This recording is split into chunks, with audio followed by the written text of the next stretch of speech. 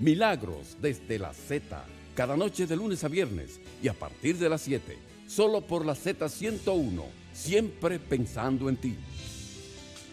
Buenas noches, amables oyentes, bienvenidos, bienvenidas a Milagros desde la Z. Hoy es miércoles 13. Nos salvamos por un pelito, doña. Miércoles 13 del año 2019. Yo soy Julio Cordero.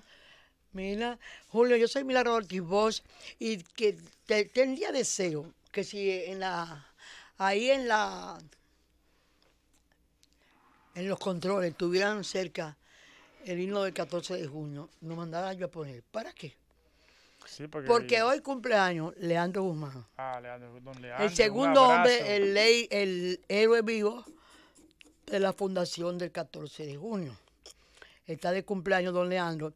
Y sucede que en este país hay tanta gente que le ha fallado en los años a las posiciones de la más correcta de la patria. Yo no digo, nunca he sido un hombre de radicalismo extremo, pero sí un hombre constante en su vida, en tener la mira patriótica como una meta de su vida. Entonces, si yo pudiera, y si pudiéramos, dedicar a ese himno a... Yo lo consigo para el final. Exacto. Y felicidades. Tú sabes que fui a visitarlo, pero por ahí hay una... que después, más tarde, al salir de aquí, porque intenté llegar a su casa, pero hay como un acto político en el hotel que está ahí en los Cacicagos. Y era una reunión con muchísimas. Yo no pude desmontarme. Sí tuve tiempo para llegar al acto de Fernando Álvarez Bogal, que está poniendo Julio en circulación un libro que se llama Una mirada al tiempo. A ti te va a gustar, Julio. Trae un ejemplar de regalo para ti. Ay, gracias. Para que... Gracias. Hasta me gustaría que lo leyeran mis nietos, porque es un aprendizaje. Quiero leerte la contraportada. La contraportada de este libro que dice lo siguiente. Vuelvo a recordarte que se llama Una mirada al tiempo. O sea, una gente que ha tenido una experiencia en la vida, una formación, y de repente se pone a mirar el tiempo. ¿Qué tiempo ve él? Te lo digo. El pasado no es el tiempo de este escrito. Su tiempo es el tiempo de un momento continuo que se desplaza al futuro de una forma nunca vista en la historia de la humanidad. Fenómeno determinado por los cambios destructivos que empezaron a finales del siglo XX e inicio del siglo XXI y que aún marcan la velocidad que prevalece en todas las manifestaciones humanas, tanto colectivas como individuales. Cambios que determinan y dan forma a tres grandes revoluciones sucedidas de manera simultánea: la tecnológica, la gerencial y la globalización. Ese es el tema que en este lenguaje con que te he leído este párrafo, este colofón del libro, está escrito todo este maravilloso análisis de energía, tecnología, educación, revolución, el mundo globalizado. O sea que a Fernando muchas gracias por esta organizada estructura del libro que nos entrega para la gente que no nos hemos olvidado y necesitamos seguir pensando. Muy bien. Ahí estaba José Rijo. Bueno, muchos amigos comunes estuvieron ahí. No pude quedarme todo el tiempo que quería, porque siempre está primero la obligación y la devoción. Claro. Doña, bueno, venga y le cuento lo que está pasando en el mundo. Sobre todo, que a mí me gusta... Lo que está pasando en Maracaibo. Yo vi en Maracaibo todo un pueblo. Bueno, no quiero que se diga que estoy bajo una visión apasionada. Pero la toma de la Bastilla no fue... En la toma de la Bastilla no entró Donald Trump, no entró un ejército determinado, fue un pueblo que se rebeló. Desde luego que detrás de eso vino los Robespierre, los Marat, todo lo que constituyó y la reforma de los códigos, y todo ese tipo de cambios y de derechos. Pero la Bastilla fue una toma de la Bastilla. Yo vi hoy en la televisión cómo se mueve el pueblo en Maracaibo. ¿Qué es Maracaibo? Maracaibo sobre el lago Maracaibo están los grandes pozos petroleros de Venezuela. Es una ciudad, una ciudad, Maracaibo, como su lago, hermosa, pero muy industrializada, y con mucha gente que siempre, porque el petróleo daba mucho trabajo, mucha mano de obra.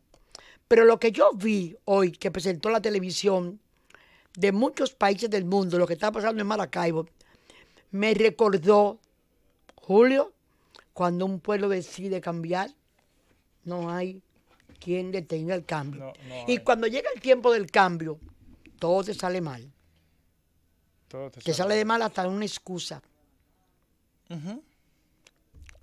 Me fui, pero no me fui. ¿Usted se acuerda de ese anuncio? Me fui, pero no me fui. Me fui, pero no me fui. Una Juanita lindísima de Nueva York. Eso me acordó. Pero no fui, pero no me fui. Tiene un sentido muy grande. Porque, ¿qué pasa? Vamos a explicártelo ahora mismo, porque es un tema en el que debemos estar interesados. El dominicano coge un vuelo de 3 horas, se va de aquí siendo un proletario, sin método de trabajo, y cae en la sociedad y de repente se convierte en un obrero, que por su poder adquisitivo, mirando para acá, mirando las 3 horas atrás, las 3 horas y media, sí, se siente que está ascendiendo de clase y categoría, y lo asciende. Sí. Porque ese hermano o esa hermana, ese primo, ese padre que está allá a las 3 horas, mirado desde aquí, es el instrumento de cambio de una familia. Son los 5.000, 6.000 millones anuales de dólares que llegan. 7 ya. Sí. Bueno, entonces, Julio, se van pero no se van, porque cuando miran para acá, llegar a ser en los Estados Unidos de una clase superior, ser de un estatus social más alto que el que consiguen como trabajadores, quizá clase media, pero miran para acá lo que serían aquí y no se han ido emocionalmente. ¿Quién entendió eso más claramente que nadie? José Francisco Peña Gómez. Por eso, ese me fui, pero no me fui, ya en términos no, como lo estamos tú y yo comentando, como una frase, como una parte sociológica e histórica. ¿Qué pasa? ¿Por qué todos te dicen que se van mañana para Santo Domingo y no se van? ¿Por qué esas navidades son una explosión de gente viniendo? Porque cuando miran hacia acá, desde allá, y ven lo que fueron aquí, y la promoción social, eso se llama promoción social, movilidad social. Entonces ese dominicano está allá, se fue, pero no se fue. No, y cuando llega el cambio, no vale, ni las excusas públicas valen. Pero cuando yo introduje el se fue, pero no se fue, en realidad, anoche, cuando estábamos en el programa, al final del programa, gracias a doña Ena, a doña Luz del Alba Tevenín, que nos informó de las declaraciones del procurador, yo dije, se fue, pero no, me fui, pero no me fui, porque pido disculpas, pero no la pido. Sí. Afortunadamente aquí hay una ciudadanía que ya no es tonta, sobre todo que me fui, pero no me fui, después de haber desmenuzado el artículo 3.11 de la ley 107, que habla muy claro, y después de lo que aquí se está hablando es de una violación al reglamento del Consejo Nacional de la Magistratura, una violación indiscutible. Doña Miriam Germán, haciendo uso primero de su conocimiento jurídico del derecho, y segundo de su gallardía, que invoca en la impugnación, invoca la ley 07-13. Sí, pero ella en el día de hoy hizo una declaración escrita. Por escrita, en la que dice, le acepto la disculpa, pero no estamos hablando de una disculpa, no es una cosa personal. No, dice que es no una violación a la ley. Que no las acepta, dice ella. Sí, pero ratifica que es una violación al reglamento, a la ley. Y a la ley que tú y yo ayer comentamos aquí con mucha profundidad. Exactamente, a la ley que comentamos aquí con mucha profundidad, efectivamente. Que es la obligación que tiene una entidad colegiada como el Consejo de la Magistratura oficial, de inmediatamente hay una recusación, conocerla al día siguiente. Y entonces, ¿qué pasa? Y usted habla de cambio, y cuando empiezan a salirle mal las cosas a un gobierno, Es que ya Cuando ya llegó el tiempo del llegó cambio, el tiempo del cambio. hasta una flor que tú tengas en la mano se te convierte en una espina. Ya llegó el tiempo Llegó del cambio en Milagros desde la Z. para que pase Toñito Almonte, Y vamos- nuestro y vamos invitado de a los cabina. miércoles. Gracias. No, a mí no se me olvida, porque esas entrevistas contigo son muy didácticas y uno Gracias, aprende, gracias. realmente aprende muchas cosas y, No, y se mucho. pone al día. Muchas gracias y un saludo muy fuerte a doña Milagros, con Muchas todo gracias. mucho cariño, y a todas los dominicanos y dominicanas que escuchan, y todos los ciudadanos, porque hay muchos que no son nativos y sin embargo escuchan siempre. Son dominicanos y se sienten exactamente. vinculados a este país. Exacto. Sí. Es Toñi- una... No, nosotros, Toñito fue, o sea, parte de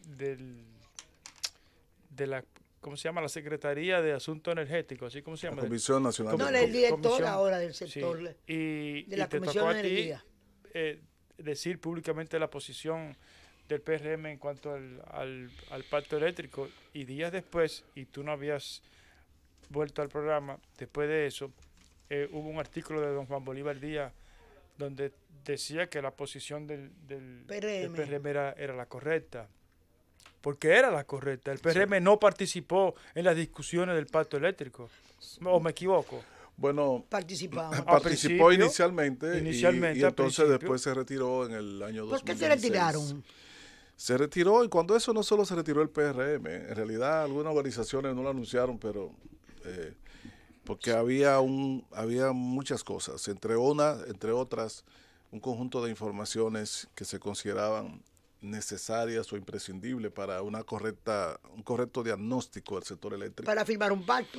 Y para usted el pacto implicaba, primero en esa etapa estaban las discusiones para formular propuestas de cambios. Y la formulación de propuestas a un sistema eléctrico requiere una aproximación, un conocimiento lo más aproximado posible a la realidad del sector. Y particularmente siendo el subsector de distribución el más deficitario, se hicieron solicitudes de la realidad de las empresas distribuidoras y una serie de otras cuestiones que nunca fueron entregadas. Además, el gobierno central seguía adoptando medidas, no las comunes de gestión del sistema, sino de contratación grado a grado de la instalación de plantas eléctricas, como fue el caso del Pinergy, que fueron un contrato, hubo un poder especial otorgado por el presidente Medina en esos días al secretario. Mientras ustedes estaban sentados Exacto, en la mesa. para el otorgamiento de un contrato para la construcción de otras plantas de 600 megavatios de carbón. ¿De igual también, capacidad de casi? casi igual que Catalina, llamada Pinergy, también en la misma región del sur. Iban a acabar con... Entonces, con ante esa circunstancia y un conjunto de otras informaciones que también le solicitaba incluso el sector empresarial y el sector social, y el gobierno no daba respuesta, en una carta bien extensa enviada por el partido a Monseñor Agripino Núñez Collado, anunció su retiro hasta que esas circunstancias no se cumpliesen. Y ustedes reiteraban en qué circunstancias querían volver. Claro, después... Porque no hubo un retiro, sino una exigencia de que estaban ahí para cumplir con una No fue misión. un retiro definitivo. Y necitaban los elementos para seguir Así es. trabajando. Después, hace alrededor de un año y 2 meses, hubo otro acercamiento. Ya en este caso, después de haberse terminado la discusión del pacto eléctrico a finales del 17, bueno, se elaboró un documento. Entonces el gobierno a principios del 2018 hizo otro esfuerzo a ver si a través de Monseñor Agripino Núñez Collado y el Consejo Económico y Social, a ver si el PRM podía acceder a la firma de ese documento que se había logrado a finales del 2017. Y a esos fines se crearon 2 comisiones, una del gobierno y otra del PRM, que durante varias semanas sostuvieron discusiones punto por punto, en donde nosotros llevamos sugerencias sobre el documento que nos habían entregado y al mismo tiempo propuestas de novedades que no aparecían en ese documento, propuestas del PRM. Todas esas sugerencias, una por una, todas las observaciones que le hicimos al documento del gobierno, una por una fueron rechazadas. Y todas, más de una docena de propuestas, también fueron rechazadas, después de 3 semanas de discusiones.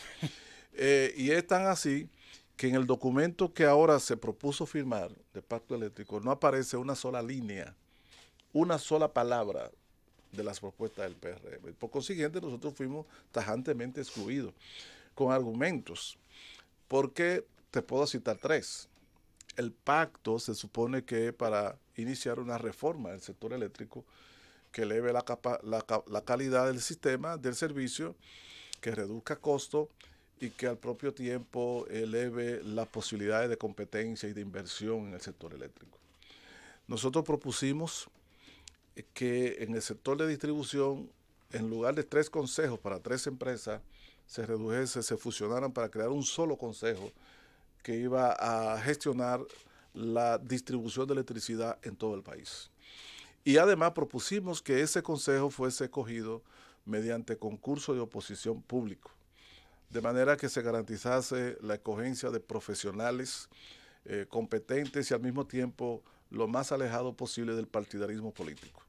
Era una forma de garantizar que la gerencia de las empresas distribuidoras estuviese alejado del clientelismo político, ya que hoy día son pasto del clientelismo político. Pasto. Y esa manera también íbamos a generar mayor confianza en los agentes de inversión, sobre todo en generación, porque las distribuidoras, que son las que compran y venden la electricidad y la cobran, estarían entonces gestionadas de una perspectiva más empresarial. Si producen un gasto excesivo la distribuidora, no recaudan suficiente, no retienen suficiente, porque sí reciben para cubrir los compromisos de compra al generador. Entonces, en ese caso, nosotros hicimos esa propuesta de que fuese, y ellos la rechazaron. ¿Y qué pasó?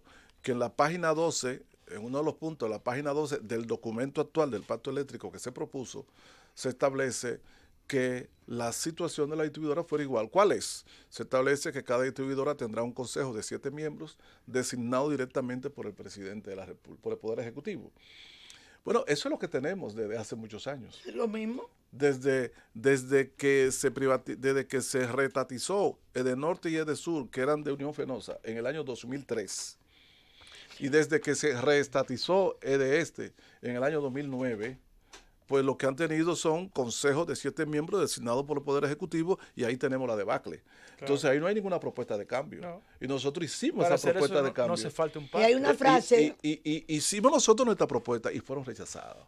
También otro aspecto. Diga, doña Milagro. Pero esa es una práctica vieja de la marca PLD, de convocar a la gente a discutir y hablar y después no salir nada. Aquí tenemos un amigo, don Julio Cordero, que se integró al diálogo nacional. 58 páginas, 2 horas llenando de preguntas. Pero otro aspecto, Julio, fue... ¿Tú no te recuerdas con la reforma constitucional? Vamos a hacer una critiquita al mar. No, de la reforma constitucional. Sí. Que hicieron una pregunta a todo el país, unas reuniones. Sí. Crearon una comisión nacional, ahí estaba el amigo Luis Pérez. Óyeme. Y a muchos abogados. ¿Tú sabes qué? Yo puedo decir algo ahora. Sí, claro. Tú sabes que yo deduzco, y ese es mi atrevimiento de decir esta cosa.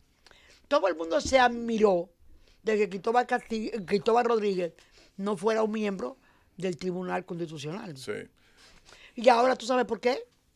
Porque en el chivateo de caliezaje que tenían contra doña Milla, la poesía que ella mandaba, los videos o los libros que le mandaba a Cristóbal, y ellos creían que era la dirección de la gente de Víctor Díaz Rúa, eran documentos que él lo obligaban a él a salvar el caso más trágico. Óyeme, y es posible que pensaran que, como quedaban cerca, Cristóbal estaba en ese trance, actuando de intermediario, y por eso es posible que no haya sido un juez constitucionalista como Cristóbal Rodríguez, un miembro del Tribunal Constitucional. Un profesional y un especialista del área. Sí.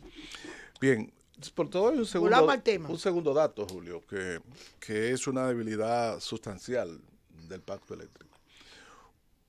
Ese pacto no propone nada para corregir una grave falla que tiene el sistema eléctrico dominicano. El mercado eléctrico dominicano tiene lo que se llama el mercado mayorista, que está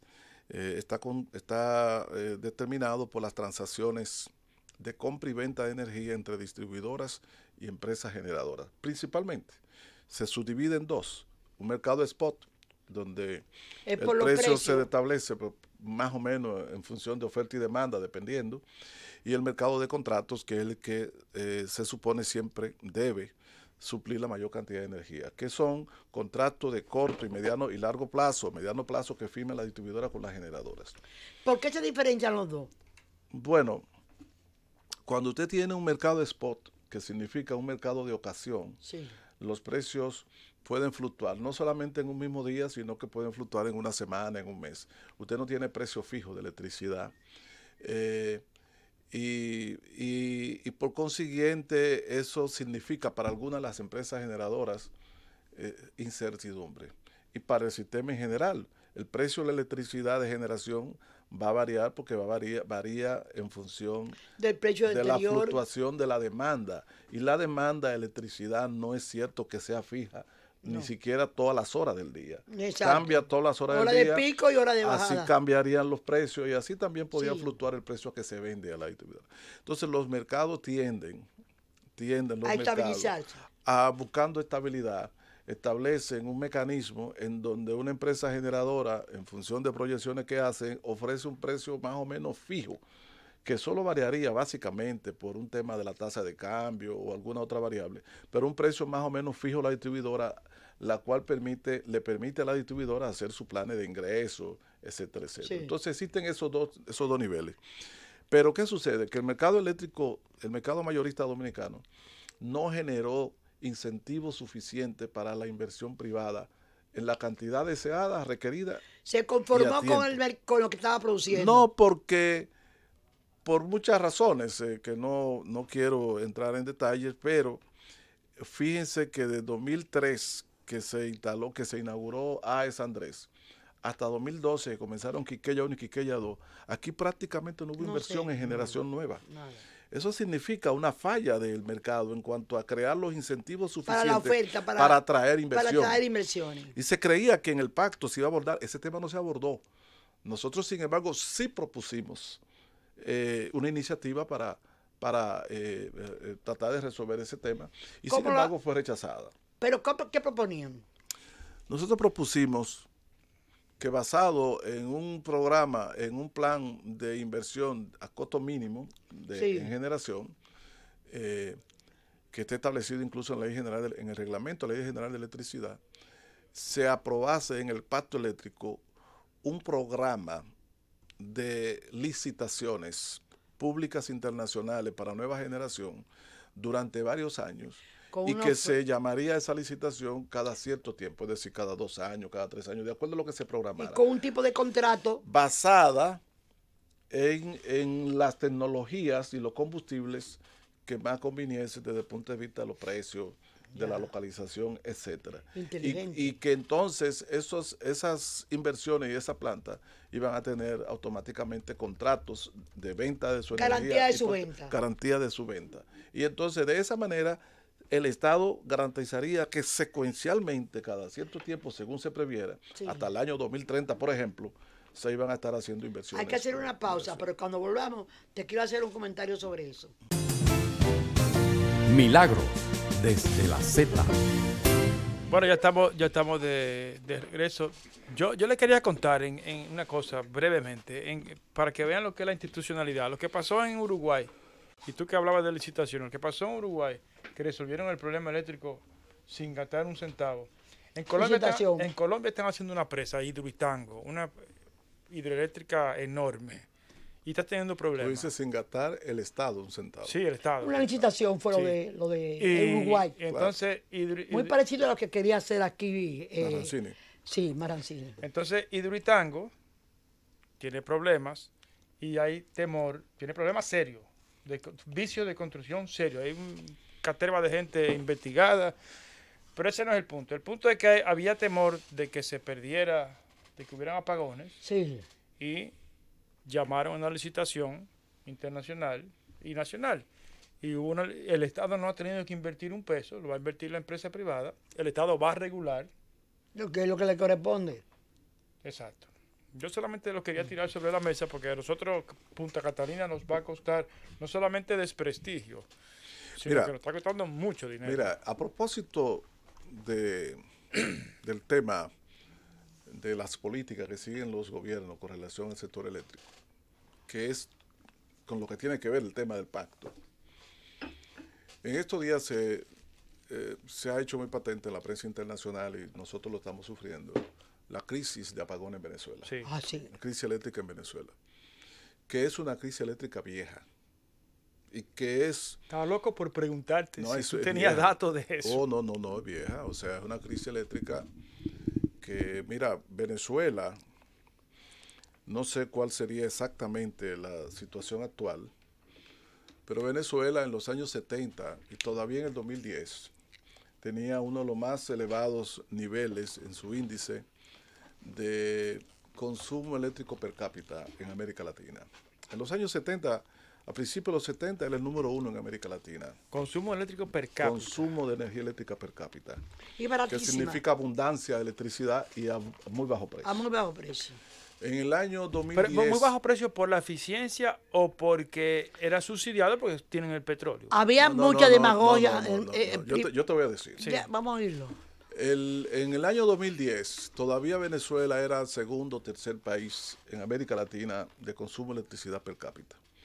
La crisis, pero ya comenzaba a aparecer crisis en el sistema de la calidad del servicio eléctrico. La calidad del servicio eléctrico está muy relacionada a la frecuencia de los apagones, y también está muy relacionada a el tema de la calidad de la infraestructura, que por consiguiente genera muchas pérdidas. Entonces tú tienes alta tasa de pérdidas a nivel técnico por disipación térmica en las redes de transmisión y de distribución, tiene por consiguiente poca eficiencia y puede generar muchas interrupciones del servicio, y eso significa una baja calidad del servicio eléctrico. Según el índice del Foro Mundial de Economía, ya para el 2011 Venezuela era uno de los países de peor índice de calidad O sea, del en un servicio año eléctrico. se deterioró. No en un año, porque había un elevado nivel de consumo. ¿Qué venía? No, un elevado nivel de consumo, que es una cosa, Sí. pero en cuanto a la calidad y su deterioro, Otra pues ya cosa. venía cayendo, y claro, se relacionan, pero tenía un nivel de calidad muy bajo en comparación con el resto de países del mundo. En Venezuela era algo así como el 124 entre 136, algo así en términos de calidad. Wow. Muy bajo. La causa fundamental de esa mala calidad y de lo que es la crisis actual fue una caída durante largos años en la inversión en la infraestructura eléctrica en Venezuela. Venezuela dependía antes más de un 60% de hidroeléctrica. Venezuela es un país que dispone de grandes caudales de recursos hídricos y es un país que dispone de presas extraordinarias. Yo nada más te puedo decir que la famosa presa de Gurí, que está en el estado de Bolivia, tiene una capacidad instalada para electricidad de producción de más de 8.500 megavatios. Wow. Estamos hablando de una capacidad de generación que es más del triple de la demanda que se asiste, casi 4 veces la República Dominicana. Esa sola presa. Y hay otra presa como la de Mocagua, que tiene más de 3.140 megavatios de capacidad instalada, y así también todavía hay otra como Curiachi, etcétera. O sea, Venezuela tenía una dependencia fundamental de electricidad a partir de las hidroeléctricas. Y entonces tenía un 30 y pico por ciento, 38, 37% de energía térmica, carbón, gas natural, etcétera.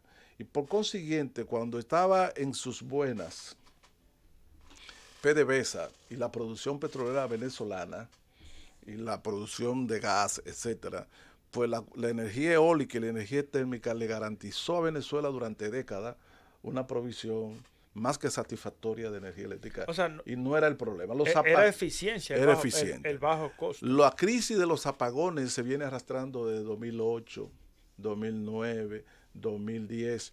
Y según los reportes de técnicos y de estudios especializados, se debe a dos razones fundamentales. Que hubo una caída de inversiones en las infraestructuras de transmisión, sobre todo en Venezuela. La sacada, es decir, la extracción y distribución en todo el país, en los lugares de consumo, de la energía eléctrica generada en el estado de Bolívar por esas grandes presas de hasta 8.500 megas, significaban troncales de redes de transmisión de muy buena calidad y en muy buenas condiciones. Y parece que hubo un largo descuido en lo que es el sistema de red de transmisión. También en lo que se refiere a la reposición de plantas eléctricas térmicas que cayeron y, según algunos reportes, también en algunas hidroeléctricas. Esa falta de inversión y de reposición a tiempo de capacidades de generación hidráulica y térmica durante muchos años es parte de la causa de los apagones en Venezuela. Pero también en el auge del populismo y de las políticas asistenciales, en Venezuela también se dio el caso, que puede parecer poco creíble, de que la producción de electricidad se encarecía por diferentes factores, pero el precio de venta de esa electricidad bajaba, era completamente subsidiado, era prácticamente regalado. E incluso las pérdidas también en la distribuidora, fíjate que en Venezuela las pérdidas en la distribuidora casi han rondado siempre el 30% en los últimos años. Entonces, con esos niveles de pérdida, en Venezuela, 27, 28, exacto, con esos niveles tan elevados de pérdida, con una electricidad que poca gente la pagaba, entonces la inversión en infraestructura fue también muy lenta. Y llegó un momento en que el sistema eléctrico venezolano sencillamente ha colapsado. Se está hablando de que hubo un fuego en las instalaciones principales de las redes de transmisión, lo que es posible que sí haya sucedido, pero obviamente eso es el detonante que hace colapsar un sistema eléctrico definitivamente desvencijado, y eso ha sido una causa fundamental. ¿Qué es lo que sucede? Que las políticas, si hay una cosa que han cuidado los estados responsables, son las políticas energéticas, y sobre todo en este caso el sistema eléctrico. La productividad depende de la energía. La producción de energía, es una necesidad, o sea, la calidad de la energía que se produce y la abundancia, o sea, la suficiencia, tiene un impacto transversal en todas las sociedades, en la parte de la económica, en la parte de investigación, en la educación, en la salud, en todo. Por consiguiente, pero además es un sistema tecnológico que está interconectado. Un sistema eléctrico es un verdadero sistema. ¿Por qué? ¿Por qué es un sistema? Porque cada vez que tú apagas un bombillo o tú prendes un bombillo, la planta eléctrica y las redes deben de responder de alguna manera a esa acción. Pero cuando tú demandas electricidad, tú requieres que el sistema de distribución a baja tensión esté ready. Pero también tiene que estar el sistema de transmisión de alta capacidad y también la planta que genera esa energía. Entonces hay toda una interacción sistémica en un servicio eléctrico que es parte de su complejidad y de su delicadeza, que requiere que solo se mantiene sobre la base de inversiones a tiempo, reposición de partes, reposición de sistemas, de plantas, de redes, de transformadores, y por consiguiente tiene que haber una disponibilidad de inversiones sistemática, permanente y creciente en el tiempo en todo el servicio eléctrico.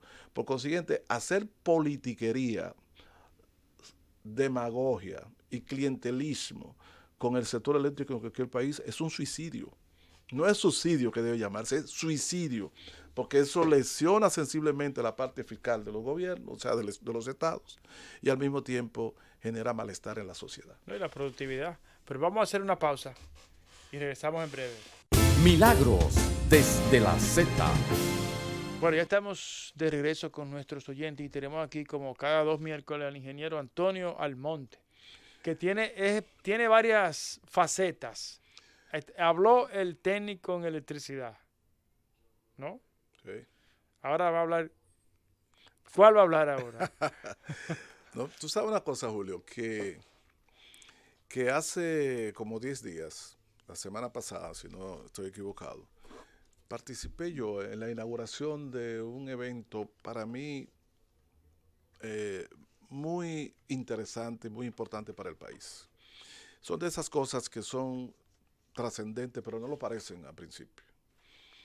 Tú sabes que la Comisión Nacional de Energía del Estado, no vayan a pensar que es ningún partido, la Comisión Nacional de Energía del Gobierno, la CNE, que dirige don Ángel Cano, que dirige el doctor Ángel Cano precisamente, tiene dentro de su cuerpo, tiene una dirección o una gerencia de asuntos nucleares, que más que nada tiene que ver con vigilar, darle supervisión, etcétera, a la aplicación de técnicas de fuentes de radiaciones para fines pacíficos en el país. Sí, que bueno explicarle a la gente que en el país se está usando energía nuclear no para producir electricidad. Ni bomba. Exacto. Entonces ellos inauguraron un curso llamado Primer Curso Nacional de Protección Radiológica. ¿Qué es la protección radiológica? La protección radiológica es una disciplina técnica, científica, que se encarga de estudiar todo lo relativo al uso seguro de las radiaciones. Cuando hablamos de radiaciones que podían ser peligrosas, estamos hablando de los rayos X que usted se hace una radiografía, o una fluoroscopía, o una tomografía. Estamos hablando del uso de radiofármacos que se utilizan en medicina nuclear para hacer una gammagrafía, para hacerle un estudio también dinámico en medicina nuclear, para tratamiento de tiroides con yodo radioactivo o con tecnecio, para hacer imágenes, etcétera. Medicina nuclear en general. Ahora tú oyes la gente hablando de PET scan. El PET scan, que significa Positron Emission Tomography, no es más que un equipo que hace tomografía basado en la emisión de rayos gamma que emiten fármacos que se le administran a pacientes. Entonces, esas radiaciones emitidas desde el paciente son capturadas por unos detectores muy sensibles, emiten una señal que construye la computadora una imagen digital, a partir de la cual el médico diagnostica. Entonces, en principio ahí tenemos un sistema sofisticado, pero la materia prima para generar todo el proceso de imagen es un radiofármaco emisor de radiaciones gamma. Pero también... o sea, si tú vas a hacer ese estudio, tienes que tomarte un... en algunos casos lo inyectan, en otros casos lo toman. Depende de qué tipo de estudio y de qué tipo de técnica que se vaya a utilizar, si es un PET, si es medicina, si es algún tipo de gammagrafía, etcétera. Si es de tiroides, depende. Bien. También nosotros sabemos que aquí en el país hay alrededor de 20 aceleradores lineales, Julio.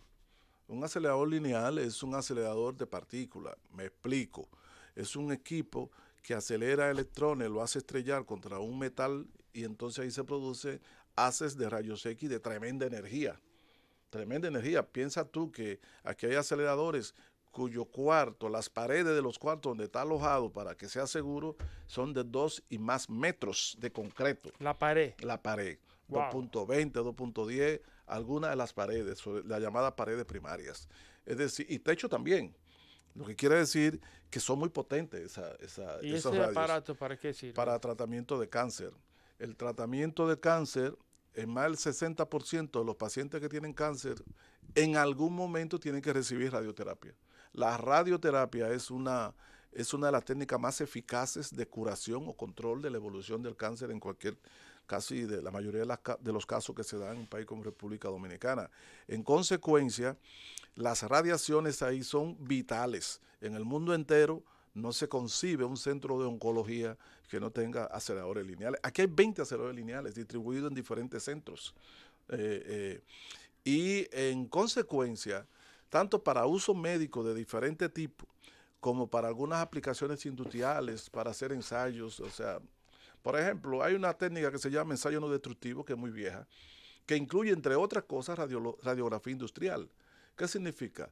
Que si usted quiere examinar la integridad, ponga usted de la hélice de un avión, o la integridad de alguna máquina. No solamente seres humanos. Entonces tú puedes hacer una radiografía que te permite visualizar el interior de ese metal, de esa pieza, de ese equipo. Entonces te dice, la hélice está a punto de cuartearse. Y eso se llama ensayo no destructivo porque tú examinas el material, el metal, la pieza, pero no lo destruye, no tiene que abrirlo para examinarlo.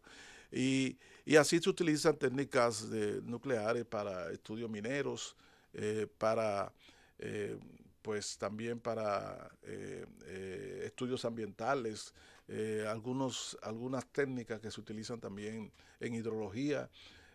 Últimamente escuché incluso que la Dirección General de Aduana ha comprado una fuente de cobalto 60 para hacer algún tipo de investigación e inspecciones en algunos puntos aduanales del país. Es decir, el uso de fuentes que emiten radiaciones es generalizado casi en República Dominicana y la gente cree que lo nuclear es solo bomba o planta eléctrica. Sí. No, lo nuclear es cotidiano. Entonces, por ejemplo, aduana, digamos un rayo, ¿no? Le pone un rayo a un furgón y tú puedes ver lo que hay adentro. No es así. Depende de para qué ellos lo están, no recuerdo bien el uso que le dan, pero tú puedes obtener imágenes con rayos gamma emitidos de fuente de cobalto, como también puede hacer lo que se llama la determinación de la composición de algunos paquetes o algunos metales. Sí, pero tú tienes que tener un detector, es decir, los rayos gamma son emitidos y entonces tú tienes de aquel lado la captación de los rayos gamma que fueron transmitidos a través del objeto del cuerpo. Y ese detector puede tener una calibración tal que te permita determinar en cierto sentido más o menos la composición de aquel cuerpo que fue atravesado. Eso es muy utilizado. Bueno, yo lo que te quiero decir que para que entonces garantizar que los ciudadanos utilicen de manera segura todas esas fuentes de radiaciones y que la sociedad no tenga ningún peligro, tiene que haber un Estado que lo regule. Y ese Estado para regularlo tiene que formar técnicos capaces de poder supervisar y que conozcan la técnica y la ingeniería asociada a eso. Y la Comisión Nacional de Energía inició un curso de 6 meses, de 150 horas de duración, para la formación de especialistas nacionales en el tema de protección radiológica, de la supervisión, el estudio de la fuente de los efectos biológicos de las radiaciones, el estudio y cálculo de blindaje de los centros o de los lugares donde se necesite blindar para proteger, etcétera, etcétera. A mí me parece que es una gran contribución porque es una forma de ir formando un personal a lo mejor de poca dimensión en términos de número, pero muy valioso y muy útil en un país que va cada vez creciendo y complejizando. Bueno, hay una viceministra de energía nuclear, nuestra queridísima amiga Susana Gotró. Estuvo ahí en la ceremonia de inauguración de ese curso y a mí me satisfizo mucho ver cuando ella habló y el trato a todos los que estaban ahí presentes, mostró mucha conciencia de la necesidad de formación de recursos humanos. Y en las ocasiones que he hablado con ella respecto al tema, realmente que me ha impresionado mucho el entusiasmo que tiene en cuanto a aprender y en cuanto a contribuir a que las técnicas nucleares aquí en el país se usen de manera responsable. Un abrazo para Susana, a quien extrañamos aquí en la Z. Aunque no es una payola, Julio, debo decir que yo fui invitado como profesor de ese curso. ¡Epa! Voy a dar clases sobre aceleradores lineales y sobre cálculo de blindaje. Bueno, porque en el oncológico te toca... Bueno, nosotros tenemos 2 aceleradores lineales en el oncológico, sí. ¿Y eso no emite una basura radioactiva? Los aceleradores lineales no. La práctica de medicina nuclear sí. Los radiofármacos que se utilizan, donde hay gammagrafía y donde hay PET scan, dejan unos desechos, que significa un desecho nuclear no es más que cualquier tipo de objeto, material, sustancia que haya sido contaminada con radioactividad, entonces ya no se utiliza para fines positivos, pero entonces es un desecho. Ahora es radioactivo y por consiguiente tiene un manejo que está en protocolo, cuál es el procedimiento que debe seguirse para gestionar de forma segura ese desecho nuclear. No se puede tirar de una vez hacia al patio o a un basurero, sino tiene un protocolo de administración, si es un desecho sólido, si es líquido, qué tipo de material radioactivo es que está, porque hay diferentes tipos de material radioactivo que determinan la peligrosidad por su vida media, por la energía de las radiaciones que emite. Y entonces en función de eso hay criterios para almacenarlo y esperar cierto tiempo que decaiga porque el material radioactivo decae con el tiempo. y los que se utilizan en medicina nuclear, su decaimiento es rápido. Y por consiguiente, algunos de ellos en días ya está hábil A diferencia de la energía, ¿no? No, los desechos nucleares de plantas nucleares, la mayoría de esos desechos tienen que tú guardarlos por tiempo eterno. Cuando digo tiempo eterno es que, imagínate tú, entre los desechos hay elementos que tienen vida media de miles de años. Entonces, ese desecho tú no lo sacas, tú no lo ves. Y sin embargo, la energía nuclear es la que tiene el rango de menos accidentes fatales. Sí, así es. Lo que pasa es que la energía nuclear nació con mala racha. La energía nuclear nació, el mundo conoció, o sea, hasta la Segunda Guerra Mundial, hasta la primera bomba atómica, el mundo no sabía que existían investigadores, no conocía a Chadwick, no conocía a Fermi, no conocía a los grandes personajes que desarrollaron la energía nuclear. O sea, era por consiguiente, la técnica nuclear era una cosa de la comunidad científica muy de élite, muy estrecha. La explosión de la bomba nuclear fue la que informó al mundo de la existencia de esa máquina de terror. Y por consiguiente, esa estela no se la ha podido quitar de encima o de atrás. La energía nuclear, que la gente cuando escucha el nombre piensa inmediatamente en destrucción. Ahora, explícame. A mí pero en el 1956 se hizo una gran conferencia en Viena, una conferencia que participó y inauguró Eisenhower, la llamada conferencia de Átomos para la Paz, que es ahí donde nace todo el andamiaje que existe hoy de soporte por parte de las Naciones Unidas, de apoyo, promoción, etcétera, de la utilización de técnicas nucleares para fines pacíficos, en agricultura, en irradiación de alimentos. La energía nuclear. Claro. En agricultura. Pero en América Latina hay decenas de plantas de irradiación de alimentos, por ejemplo. Es decir, en Cuba, en Venezuela, en Colombia, en Brasil, en Chile, en Perú.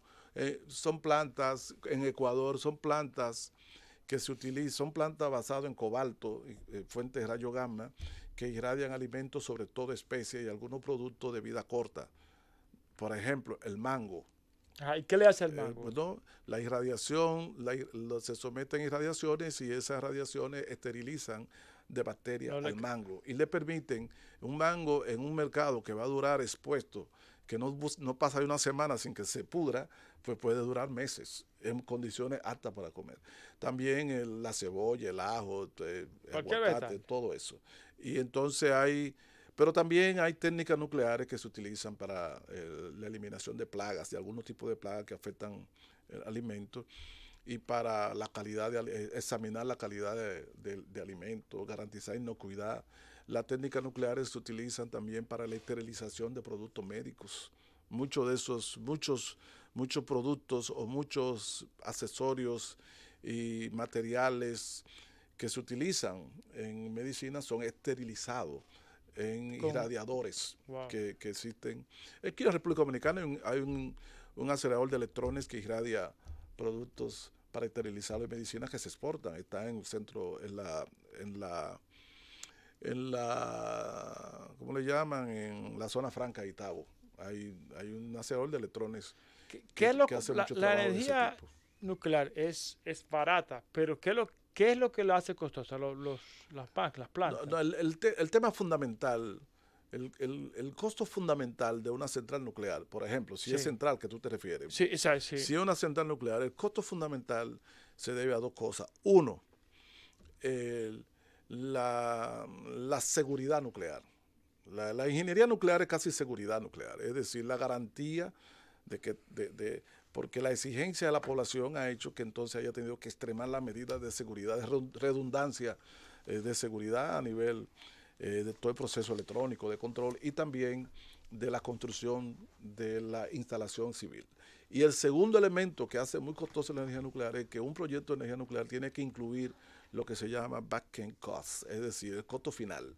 Él tiene que calcular cuál es el costo de desmantelamiento de la central 30, 40 años después. Y entonces en la gestión del desecho radioactivo. Y por consiguiente, cuando tú sumas los costos de desmantelamiento con los costos de instalación, te da unos costos de capitales muy grandes de la energía nuclear.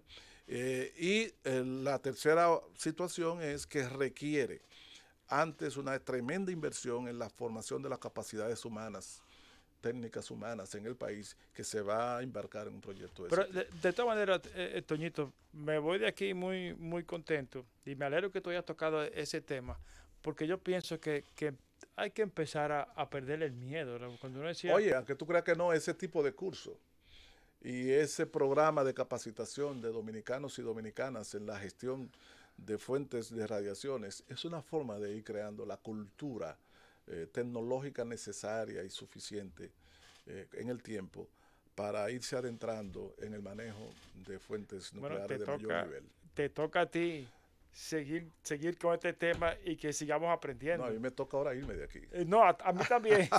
Señores, buenas Gracias, noches. Julio. Mañana no viene José Rijo. Mañana vamos a tener un programa totalmente legal con 2 abogados. Buenas noches. Milagros desde la Z.